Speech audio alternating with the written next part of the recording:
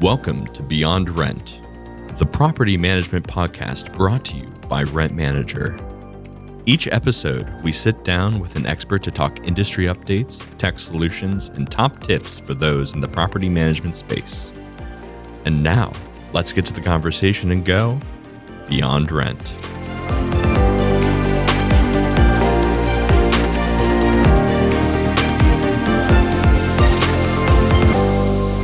Hey everyone, and welcome to Beyond Rent. In this episode, we explore how modern manufactured homes, CrossMod innovation, and zoning reform are shaping the housing landscape. From cutting costs to boosting energy efficiency, we're diving into the policies, partnerships, and technologies driving the future of housing. To guide us through this conversation, we have Ramsey from Clayton Development Group joining us today. Yeah. Hey, Ramsey. hello. Thank you for having me. Excited to be here. Yeah, I'm really excited that you're here. You're in office. You just came up from Tennessee to visit us today. Super excited to learn more about this industry that we've been really involved in for many, many years, decades now. But not everyone has that deep insight knowledge that you have with all the years of experience that you have in this space. So excited for our conversation. But before we get there, let's learn more about Ramsey. Tell us thank you. What you do, how you do it, and why you do it. Yeah, so at Ramsey Cohen, work for the Clayton Development Group. My career has really just been at Clayton Homes. I started there almost 17 years ago, working in a call center, and then just grew and took on a lot of different roles. So I love being a part of the Clayton Development Group. What we offer is kind of turnkey construction services. So if someone out there is looking to, like, say they own a park or a community and they're looking to expand, they need someone to build that infrastructure, build pads, bring the homes in, set, deliver. We are here to help with that. So we can offer that full, planning of a neighborhood all the way to just delivery and set of a home. So really excited to be a part of that. It's a new adventure for Clayton and one that we're really thrilled to be taking on. So how long has Clayton been doing that side of it? Because obviously Clayton's been around in the industry since forever, right? Yeah. But this is a new side of Clayton. Yeah. So the development aspect, that really, when I say development, I'm really thinking the horizontal, right? And so not the vertical, the home going in, right? We've done that 60 plus years, but that horizontal work of all the infrastructure, bringing in sewer and that sort of thing is its own kind of thing, right? Than it is just building homes. And so, that's newer to us, but we've got an incredible team of folks that are able to do it. And it may be a newer function. It is not new to the teams that are executing against it, right? Absolutely. No, that's really exciting. So you've been with Clayton a long time. Mm-hmm. Tell us how you even got involved. Like, what was kind of your story getting started with Clayton? Yeah, so I just needed a job, frankly, at first. I was still working in school, finishing up school, and I got a job working in a call center and then was able to keep working through finishing school, was able to get out debt-free, luckily. They used to have a program, do some tuition reimbursement, that sort of thing, help me stick around, right? And then from there, I ended up in a position where I was selling distressed assets, mostly land. And then I put together this rudimentary email list where I was just blind copying lots of people for land deals across the country. And someone somewhere thought like, oh, this guy knows email marketing, and stepped into that. And so I did marketing for a long time, helping our retail division, and then was in a spokesperson type role, and then now working with the development group. So a lot of different hats in that 17 years. Yeah, I love that story, Ramsey, because let's be honest, we know a lot of people that have been very successful by moving different companies and kind of leveling up their career along the way, where you've done the opposite, right? You've stayed dedicated to the same place. Yeah, you may have just needed a job, but you put in the time, the effort, and you've gained a lot of experience. So I love hearing that. That's an encouragement to anyone out there that says, can I stay loyal to one company, one brand for an extended amount of time? The answer is absolutely yes. Yeah, oh, absolutely. And I love working at Clayton. It did shift from job to career, right? I'm very passionate about what we do. I often tell people that outside my family, there are really three things I'm passionate about, and it's affordable housing, Tennessee football, in the city of Knoxville. So the fact that I get to live and breathe and do one of those for a living is really incredible. But yeah, being there as long as I have is amazing. Getting to build all those relationships and knowing people through the years. I did have a brief sabbatical, let's call it, for 6 months that I didn't work there in 2014. Left, grass not greener, came back, and have been thrilled with that decision ever since. Yeah. Well, we all need those experiences in life, right? To keep us on the right track. Absolutely. All right, well, let's jump into our conversation for today because we are talking about housing, like we do often, but we're focused a little more on the manufactured housing side. And to really set the stage and frame this up, I want to hear from in your words, what manufactured housing is, and maybe some different types or variations of manufactured housing that exists out there, because we really work with a wide range of different types of operators in the space, and not all of them are going to be super aware of manufactured housing and exactly where it fits. So let's set the stage for it. Yeah, absolutely. I appreciate that being the place to start, right? Because I think a lot of times people can think of manufactured housing as a monolith. That means one thing, one type of house, one way it looks and what it does, right? And that's really not the case. In terms of price points of homes, we have an extremely large range from, very affordable to, very high-end finishes and that sort of thing. And so I think to level set it, manufactured housing is a home that's built, today's modern manufactured homes it's a home that's built to the federal HUD code. HUD is our regulator in the industry. And so homes that are built to that are manufactured homes, right? A lot of people use the term modular, right? That gets thrown out on quite a bit.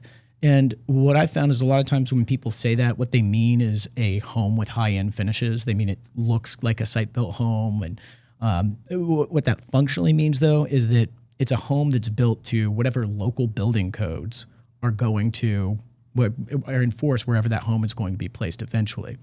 We know that 98% of our homes, roughly, as an industry, don't move from the first place they're sited. And the challenge with that modular approach is that the regulations that we have to operate in are wildly different. You think one county to the next county, they could have totally different IRCs adopted and have their own tweaks and quirks. So that's going to slow down things in production relative to, that HUD code enables us to have a national building code that enables us to go at the speeds that we do and be able to provide more affordable housing out to people. And so, that's a key distinction, because I think a lot of times people think modular means nice home, and there are nice modular homes, but you can, a modern manufactured home is just as gorgeous and just as wonderful and going to perform just as well. And frankly, there's a lot of benefits to getting a home that's a modern manufactured home as opposed to a modular home. That breakdown is so helpful, because I do hear those terms. Even people in the industry that have a deep knowledge, they still there's some gray areas in there as far as the way that we talk about it. But in reality, it comes down to that code, right? What code is it being built for? So that's even helpful for someone like me that hears those terms quite often. So as we hear more about modular, you kind of identified some challenges there. Are there solutions that kind of are helping with those challenges, so there's less of these regulation concerns? Yeah, absolutely. So I think one of the most exciting innovations that we've seen in terms of housing production, anywhere, frankly, is the shift to what we call CrossMod. So CrossMod is a home that is still built to that federal HUD code, right? So it enables the speed, the national building code that we can follow, but it's a home that appraises and finances just like a site-built home. A good way to think about it is 70% of the home is built off-site, 30% of the home is going to be built on-site. So you build a foundation, we come in, set the home, site-built porch, site-built garage, all tied into one. Looks like a site-built home. Frankly, a lot of people, if they didn't see the home arrive, would have no idea unless they were to, crawl underneath the house and see the steel chassis. But yeah, that's a big change for our industry. One that, Clayton, we're really happy to have that. And it's a big focus of ours, because we see a lot of potential with people who we have always made a lot of economic sense for, right? But for whatever reason, we're not breaking into that consideration set. So having a home that has that look, fit, and finish that they want, and the really big thing is the change with appraisals. The fact that an appraiser is not just suggested to go use site-built, they're required to use a minimum of 2 site-built homes if there aren't other CrossMod homes to appraise it against. With it being somewhat of a new innovation, there's oftentimes, if you're going into a market, you're oftentimes the first one going into that market with CrossMod. So the fact that we have homes appraising against site-built is a revolutionary big change for our industry. Yeah, that's monumental, because that, when we kind of break down manufactured housing and then modular homes and all these things, the actual value of the home over time is a talking point that people have. And you're saying with CrossMod, that really isn't a concern anymore. It's going to be compared to the site-built homes. So if you're somebody considering site-built versus CrossMod, all of a sudden you don't have to worry about that piece, right? That's taken off the table. Yeah, that's correct. And you're then going to be able to capitalize on the speed of production, right? On average, when we're looking at those CrossMod homes nationwide, from footers to finish, let's call it. So putting in footers, and then the home being ready for I'd let my mom move in type, finish. is about 90 days. So that's an incredible speed when you think about it. I mean, that's really difficult for other builders to build a complete full home in 90 days, right? But we are able to achieve that. And so, yeah, it creates a lot of new opportunity, whether it's in the for sale market or in the build to rent market. We've seen a lot of people look at that and leverage CrossMod for that build to rent model, because I think in part it gives you a couple of different exit strategies, right? You don't have to sell an entire neighborhood or an entire development all at one time. They could piecemeal it and sell off, home by home to the individuals who are already renting that home even. So, it creates a lot of new interesting business opportunities and ways to leverage this in the marketplace. So you had mentioned that 90 days. I want to maybe start there. How does that compare to site built? What is like the average? Are we talking double, triple on site built? I'm sure there's a wide range based on your builder and all these things, but what's the normal date range that you would probably give on a site build? Yeah, I think, I know we have a number of site builders within our development or our company, and I know they're some of the fastest that we have out there because we're kind of blurring the lines between site built, not site built kind of approach. But I think they're closer to 120, if not longer, 180. I don't know the exact number of what it sits at today, but I do know that we go a lot faster. We are currently doing a development using CrossMod homes in South Knoxville, where I live. And then I think we're going to be doing about 4 homes a month. So 4 homes completely completed, ready to be sold in a month. I mean, it's an incredible speed compared to anything else. No, that's great. And then you mentioned build to rent as well. We were talking a little bit before we hit the record button today about build to rent and how this is an industry that's really up and coming. There's a lot of momentum happening here. I think a lot of people are trying to figure out what build to rent looks like. Is it multifamily? Is it single family? Is it something else in the middle? And how CrossMod is such an interesting application for build to rent, because the speed to being ready, and like you just mentioned, this ability to really kind of take the long-term view a little bit differently. You could sell these off one by one. They are going to appraise at higher values. How much is Clayton focused on build to rent right now? Is that an area where you're really leaning in towards, or is it still kind of testing out the waters? I mean, I think it's a matter of who we're working with and what their business model is, right? So we work with a lot of different developers that have a lot of different approaches. And so we're here to help. We know that the work that we do and our speed means that we can bring more attainable homes to market. They're going to be, whether rent or for sale, be easier for people to afford and live in. And, you pose the question of is build to rent single family? Is it multifamily? I'd say yes. It can be both. But yeah, there's going to be always families that want to be in a particular school system. They want to have a garage for their kids. They want to be in a neighborhood where they can go ride bikes, right? That's not high-rise apartments. And so I think there is a lot of space and demand for that single family build to rent. Yeah, we're getting really excited about that space as well. Again, it's still, I would say, wait and see as far as how it evolves.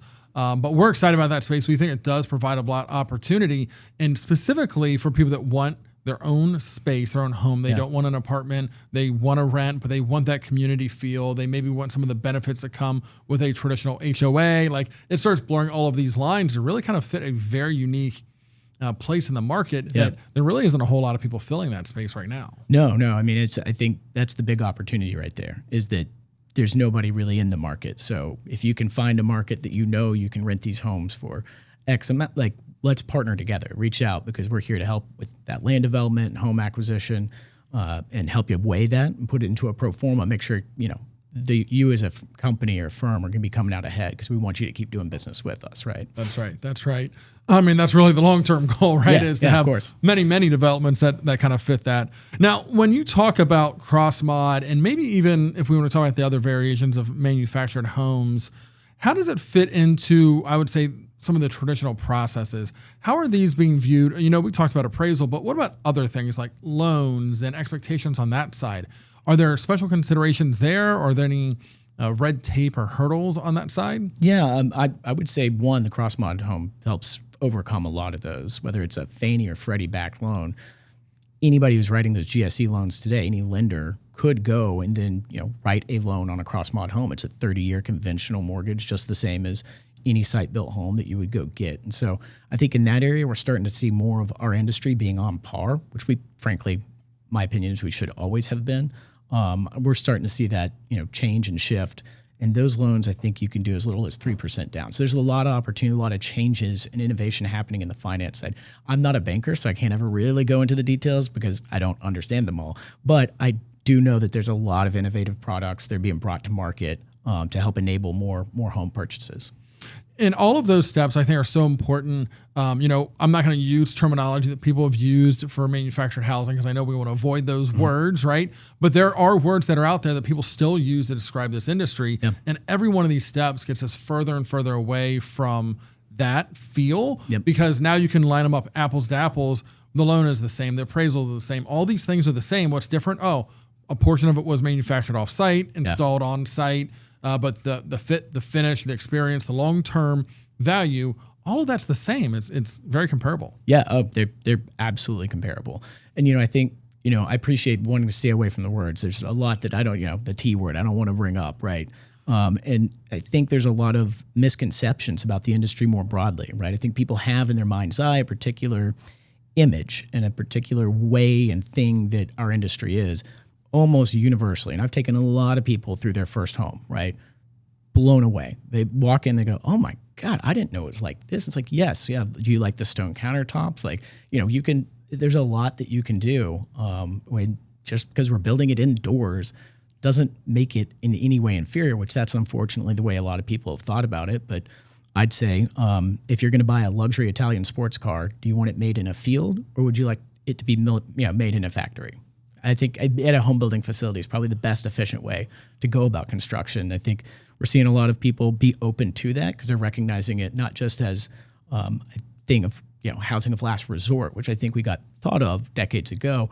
This is housing of a great choice, right? You're enabling a great lifestyle for yourself because you can afford this home that otherwise you may not be able to achieve home ownership. So yeah, it's a really, really exciting time. Yeah, I'm interested. That analogy with the car is so great because can you imagine purchasing a car and then all of a sudden the manufacturer, whoever's selling it to you, starts talking about, okay, we're going to have all these different vendors delivering different pieces and parts over the next 90 days. Let us know when they all arrive and then we'll send out an installer to put it all together. Yeah. You'd be like, no, thank you. I'll buy from someone else. Yeah, can I just get the car, please? Yeah, please get the car.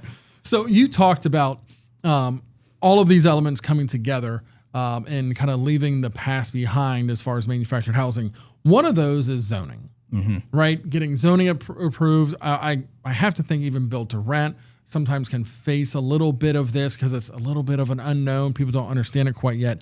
So what are you seeing in the area of zoning and zoning acceptance and changes, reform, things like that? Yeah. So there's a lot of momentum around zoning changes. We've seen a lot of big wins. I was fortunate enough to be a part of a project where we set and built 2 CrossMod homes in the city limits of Atlanta, right? That's not a market that we typically have been able to play in. You think about the markets that we can go, you could take a major city and draw a large circle around it where it becomes more of an exurb.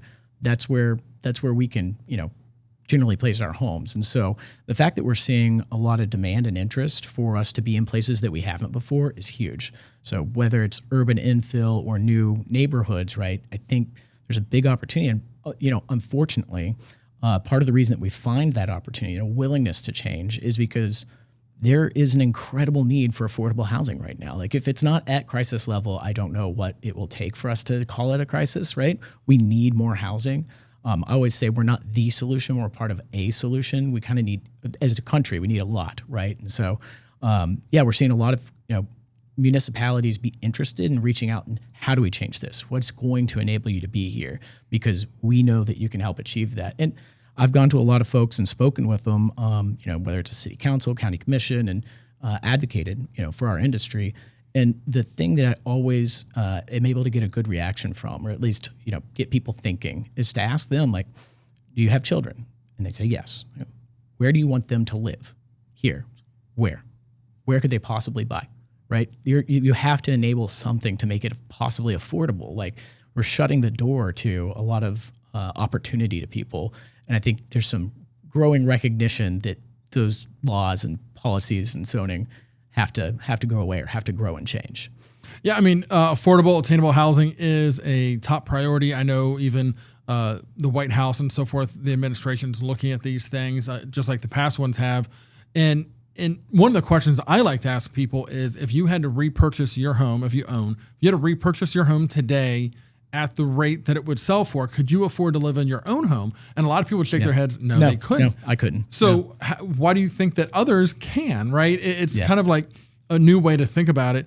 And I always like where, we sit a little bit, like I mentioned, we service a lot of different portions of the industry, multifamily, single family, and starting to hear a lot of the same conversations across all of them when it comes to the housing crisis and the solution, the bigger solution, in getting zoning changed. Even multifamily is faced with the same issues where certain areas are like, no, you cannot build more apartments in this area, despite that area knowing they need more housing, right? Yeah. So it's sometimes it is beyond my understanding, because you could talk to someone, they're like, oh, one of our biggest problems is affordable housing. It's like, okay, could we have affordable or attainable housing here? And they go, no. You got to build that somewhere else. And I always say our industry has the misfortune or fortune of, we have NIMBYism plus, right? There's the not my backyards, but then we bring in, there's a lot of folks that have that stigma against our product. And, unfortunately, a lot of communities, people have moved. I've just learned a new term for it.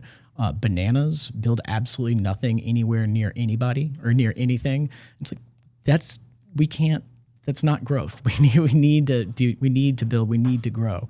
I think the fact that we're seeing municipalities want to change that, and I've talked to a lot of folks who are recognizing it as the lack of attainable housing in their communities is going to hurt the economic growth of their area. If you can't house the people who you need to work the jobs you have available, you're not going to grow, right? They're not going to be able to live there. So it's a real problem, but I think there's a lot of momentum of it changing and getting fixed. Yeah. Obviously, I've heard of Not My Backyard, NIMBY quite a bit. I have not heard banana before. I enjoyed that one when I heard it. Yeah, that's a fun one. I think we're going to start talking about that a lot. But that is the reality, is a lot of areas are saying they don't want rental, period, in certain areas. However, there is a strong shift to people that will only ever rent. We were talking about that as well. People rent their music. They rent their streaming services. People of certain generations are not really wanting to own a whole lot. They actually want to rent. That's actually their preferred lifestyle. Now they're being told where they can live and where they can't live based on really outdated zoning regulation. Yeah, it's a real issue. I think there's a lot of opportunity for municipalities to learn and understand, manufactured home parks, communities, that sort of thing, and understand how they can play a role in helping solve that affordable housing crisis, because they can. And I think operating from a place of assumption is never going to help them solve an issue. And I know that there's a lot of good conversations happening across the country to enable a lot more growth in that area. Yeah, well, I stay excited and encouraged that we work within an industry that's really the solution for affordable, attainable housing, whether it looks like manufactured or whether it looks like multifamily or single family. More housing really is a solution. When we talk about the prices that are out there, everything comes down to supply. Yeah. We need more supply out there. So I stay encouraged, but I know there's a lot of work to do on the zoning side. Yes, there is. And, frankly, there's a lot of innovations and things coming that I think will make some of that zoning aspect a little bit easier. So we've got It's just an incredible time to be a part of an industry. And one of the things I love is working where I do is that we get to kind of we act as disruptors, right? Because we've seen any industry, and if you're not going to behave in that way, someone is going to come from outside the industry and disrupt it. And so I'm excited about a lot of the changes and things we have coming in terms of how we build and the final products that we have. It's amazing to think that Clayton has been around for 60 plus years. Yet internally at Clayton, you see yourselves as a disruptor to your own industry, right? That is brilliant. I love that mentality, and we really need it. So let's talk a little bit about the future. What's kind of happening with maybe HUD or maybe other areas where we're trying to kind of push this portion of the industry into the future with some new innovation? Yeah. So, one, for us, we were really proud to, we rolled out what we called eBuilt about 2 years ago. eBuilt is our branding for a home that's built to the Department of Energy's Zero Energy Ready Home Standard. It's a mouthful, and that's why we branded it eBuilt, because it's a lot easier to say, right? And so now all of our HUD code housing, any of that homes that are built to that national building code, they're going to meet that standard. And what that results in is a consumer is going to be paying about 50% less in utilities than they would in a similarly sized home. That's huge. And we were thrilled to do that, because it's not just a matter of how much does it cost to buy the home. people need to be able to stay in the homes, right? They need to be able to afford that rent and the utilities. And so this is a great opportunity for us to like look holistically at the cost of a home and ensure that people are going to be able to have something they can stay in and afford. No, that's great because like most people, when you're looking to rent or buy or whatever, you're looking at your monthly costs, but let's be real honest here. We aren't always evaluating the utility costs long term, right? It's, can I afford the rent? Can I afford the mortgage?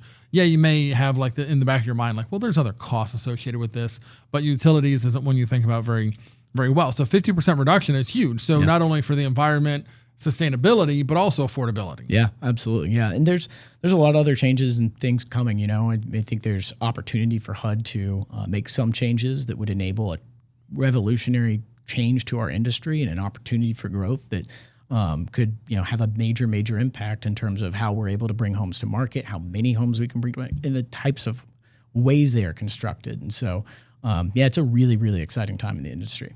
Yeah, that's great. And so this eBuilt, this is a program that's in place now. Correct. You've executed this. This is available. And what portion of the homes that are coming out of Clayton fall under this eBuilt? Is it still early days where we're still ramping up, or is it across the board? No, it's across the board. So regardless of price point, it's not like a feature that only the highest end consumer homes are going to get.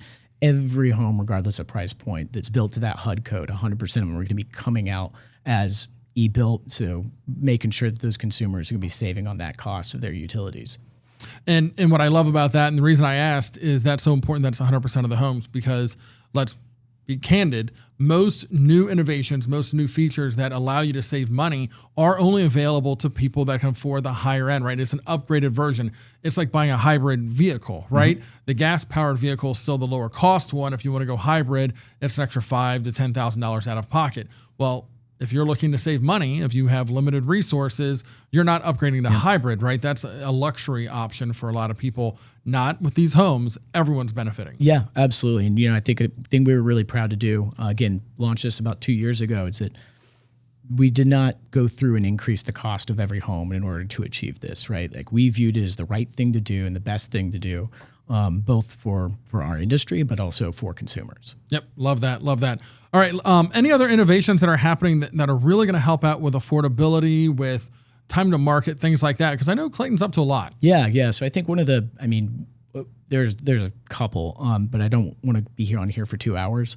But I think one of the biggest is chassis removal, right? We have the opportunity to update the HUD code. It literally takes an act of Congress, but if we can remove that chassis, consumers are going to be saving a lot of money. I think $8,000 to $12,000, rough back of napkin math. Don't ever hold me to that. But, we're able to utilize that steel again to move and set another home, right? And that also could enable us to be able to go vertical in ways that are difficult now, because that HUD code requires that the steel frame, that chassis, stay attached to the home. But again, we know 98% are never moving. So it's just steel sitting for no purpose and value, right? And so creates a lot of opportunity for new approaches to that construction, but then also we're not going to use as many resources to produce steel that is really kind of used just the once for transportation. So big opportunity there, because that's going to create totally new approaches to housing, but still leveraging the modern manufactured industry in our facilities. So as it sits right now, every manufactured and modular home.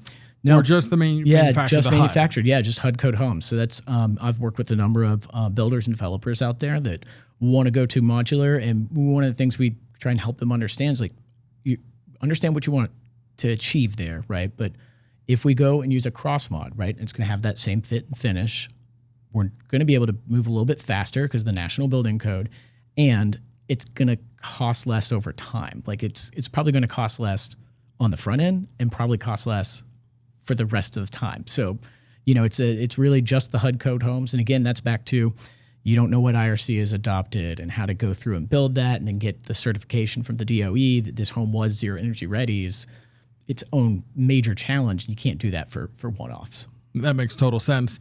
And I don't know if a lot of people know that. I know, working in this industry, I understand that there's a chassis for the transportation of these units, but I never thought, the removal was even possible of the chassis, but that makes sense, right? If it's never going to move again, it doesn't need that, right? Once it's on site, it's no longer needing that. It's really wasted resources at this point. Yeah. That's kind of held up by the Absolutely. HUD code. And I think the best part about a change like that is it enables us to make the change when and if we want to, right? We don't have to do that with every single home, because there are instances in which the home will be moved or transported again, and we need to have the steel chassis attached then. And so it gives us just another tool in our tool belt, as opposed to saying everything must always be done the one way, right? So that's excellent. Well, hopefully there's some future HUD changes that allow for that, right? That allow for that flexibility down the road. Well, it sounds like Clayton is up to a lot.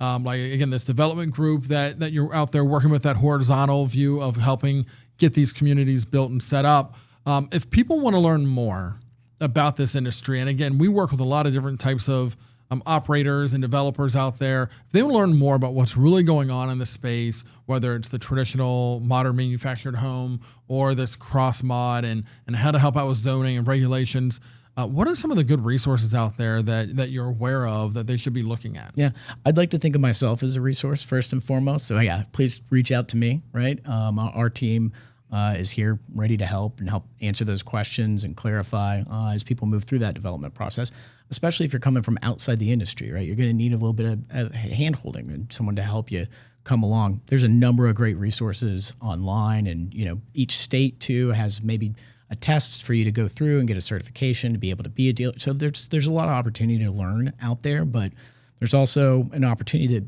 approach us and say, hey, I just want to get this built. Can you take care of that for me?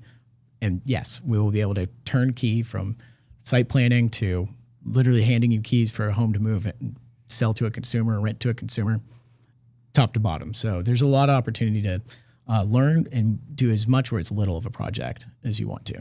Now, that's exciting, because when I talk to people that are kind of in this world of property management, real estate, rental housing, many of them are obviously very smart, but very driven to provide solutions that just make sense. So when they look at all these different areas, they're not dedicated to multifamily, single family, manufactured housing. They're dedicated to the solution that makes the most sense for the consumer in their business, right? So I think there's a huge opportunity when we talk about build to rent, when we talk about CrossMod, areas like that, for people to maybe shift what they've done historically into a whole new industry and really elevate their business and continue to provide that supply that we need so desperately. Yeah, absolutely. I mean, there's a lot of demand, and there's a lot of different ways to meet that demand.